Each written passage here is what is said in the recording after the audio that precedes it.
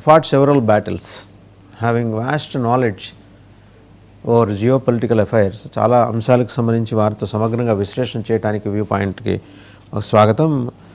Colour వీరావు గారు నమస్తే అండి.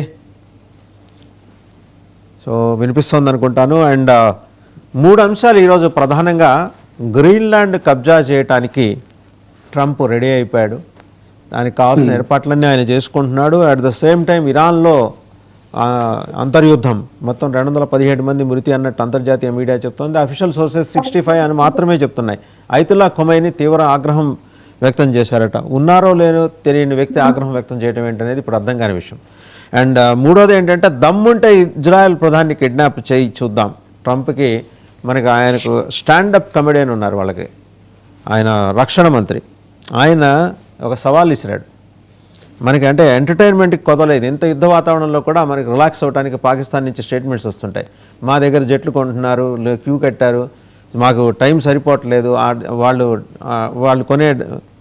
వాళ్ళు కొని మాకు ఇచ్చే డబ్బులతోటి మేము ప్రపంచంలో ఉన్న అప్పులన్నీ తీర్చేస్తాం. వాళ్ళ అప్పులే కాదు, ప్రపంచంలో ఉన్న అప్పులన్నీ తీర్చేస్తాం. ఇలా రకరకాలు. సో టు స్టార్ట్ విత్ అండి, గ్రీన్లాండ్ దగ్గర మొదలెడదాం. గ్రీన్లాండ్ మీద మోజుపడ్డాడు ట్రంప్. ఎలాగైనా సరే మనకు నచ్చింది కాబట్టి ఎత్తుకుపోవటం. వెనకటికి చూసేవాళ్ళం ఇలాంటి ఫ్యూడలిస్టిక్ మెంటాలిటీ ఉన్న రాజ్యాలు, రాజులు ఏం చేశారు. ఇవాళ అదే తరహా వ్యవస్థ. అంటే there is a different version. Deep state ఆయన చేత ఇదంతా చేయిస్తుందని. ఏది నిజం, ఎంతవరకు నిజం?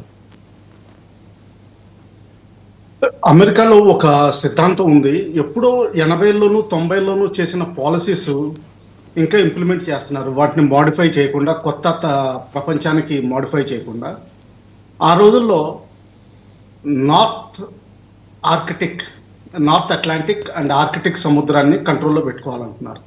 సో 1953 నుంచి నాటోలో భాగంగా దాన్ని కంట్రోల్లో ఉంచుకున్నారు. ఒక బేస్ ఏర్పాటు చేసుకున్నారు. అక్కడ చాలా విమానాలు పెట్టేవారు. తర్వాత అణుబాంబులు కూడా చాలా పెట్టారు. దాదాపు 15-20 అణుబాంబులు కూడా అక్కడ పెట్టడం జరిగింది. 50స్లో ఒక స్ట్రాటజిక్ బాంబర్ కూడా అక్కడ కూలిపోవడం జరిగింది. అది ఒక అణుబాంబును తీసుకెళ్తే అది కూలిపోయింది. అది ఇప్పటి వరకు ట్రేస్ అవుట్ అవ్వలేదు. సో ఈ విధంగా ఎప్పుడూ అమెరికా ప్రెజెన్స్ గ్రీన్లాండ్లో ఉంటూనే ఉంది. అయితే ఇప్పుడు ప్రాబ్లం ఎక్కడ వస్తుందంటే, సెకండ్ సూపర్ పవర్ రష్యా ఏదైతే ఉందో అది దాదాపు యుక్రెయిన్ యుద్ధంలో అలసిపోయింది. చైనా పైకి వస్తుంది. చైనా సౌత్ చైనా సీలోను, అటు తైవాన్ ఆక్రమణలోనూ బహుశా చాలా బిజీగా ఉంది. బహుశా నెక్స్ట్ 2 ఇయర్స్లో 1.5 ఇయర్లో కానీ తైవాన్ని ఆక్రమించుకునే ప్రయత్నంలో ఉంది. అందుకనే ఈ రోజున కూడా డ్రిల్స్ నడుస్తున్నాయి, బ్లాకేడ్ ప్రాక్టీస్ చేస్తున్నారు, అన్ని విధాలుగా ప్రయత్నాలు చేస్తున్నారు. దీన్ని దృష్టిలో పెట్టుకుని అమెరికా వాళ్ళు ఎప్పుడూ 1823లో చేసిన మన్రో డాక్ట్రిన్ అంటే ఏంటంటే, north America and south America కంట్రోల్లో ఉండాలి. వాళ్ళు యూరోప్లోకి వెళ్ళరు, వీళ్ళు అక్కడికి రాకూడదు. దాన్నే డాన్ రోడ్ డాక్ట్రిన్ కింద మార్చి గ్రీన్లాండ్ని తీసుకోవాలని చూస్తున్నారు. దాంతోపాటు రష్యన్ ప్రెజెన్స్, చైనీస్ ప్రెజెన్స్ కూడా అక్కడ పెరుగుతోంది. దాన్ని కట్టెలు చేయడానికి కూడా ఒక కారణం ఉంది. మూడోది ఏంటంటే, ఈ గ్లేషియర్స్ మెల్ట్ అయిపోతున్నప్పుడు అతిపెద్ద దీవి గ్రీన్లాండ్. మన ఇండియాలో 2/3 వంతుల భాగం ఉంటుంది. అంటే మన ఇండియాను 3 భాగాల కింద తీసుకుంటే అందులో 2 భాగాలు ఉంటుంది గ్రీన్లాండ్. అంత పెద్ద ఐలాండ్ అది. అక్కడ చాలా న్యాచురల్ రిసోర్సెస్ ఉన్నాయి. ఆర్కిటిక్ సీని కంట్రోల్ చేస్తుంది, నార్త్ అట్లాంటిక్ సీని కంట్రోల్ చేస్తుంది. దానివల్ల ఏంటంటే, ఎట్టి పరిస్థితుల్లోనూ డెన్మార్క్ కూడా పెద్దగా ఏమీ గ్రీన్లాండ్కి ఏమీ చేయలేదు. మధ్యలో వాళ్ళకు కూడా వివాదం వచ్చింది. ఒక కాలనీ కింద లెక్క పెట్టారు. వాళ్ళు అలజడి చేస్తే మెల్లగా సెమీ ఆటోనమస్ రీజన్ కింద కేవలం 2008లోనే దాన్ని పార్లమెంటరీ ఎలక్షన్స్ పెట్టి అక్కడ ఒక ప్రైమ్ మినిస్టర్ని ఎన్నుకోవడం జరిగింది.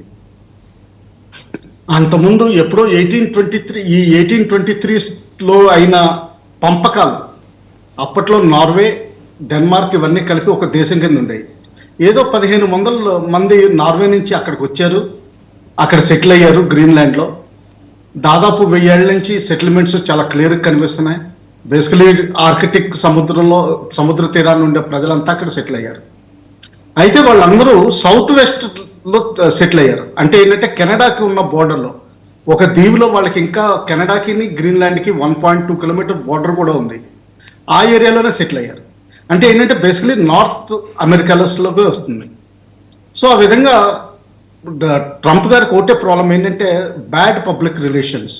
ఆయన అనాల్సిన టైంలో కరెక్ట్గా మాట్లాడకపోవడం, తర్వాత కొంచెం టారిఫ్స్ మీద వీటి మీద బిజినెస్ మైండ్ కింద కొంచెం దూకుడుగా వ్యవహరించడం.